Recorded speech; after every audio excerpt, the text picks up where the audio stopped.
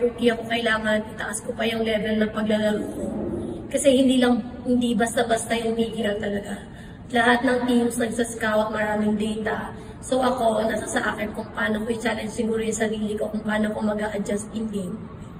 Kaya, paano ko na siguro tinake yung, siyempre may mga changes na parang after yung last game. Paano mo na tinake yung challenge? What do you mean changes po? Yung hindi official yung last game. Siguro nung nalaman namin na, yun nga, non-bearing yung game. Sabi ko na, ayun, may chance kami na kalaban ulit yung Choco. Pero syempre yun yung PLDT muna.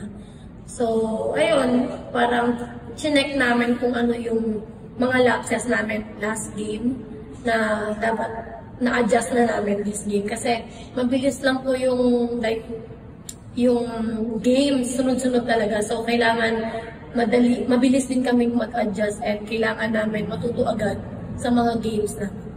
Kaya naman siya na dream team mo yung PLDT.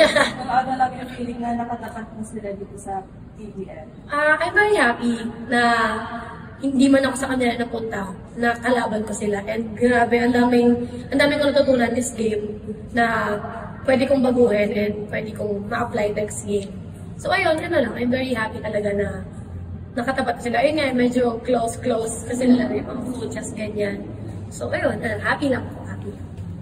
Pero markado ang aking... So ako nga eh, so okay. Kumbaga, even if welcome to the PBL moments,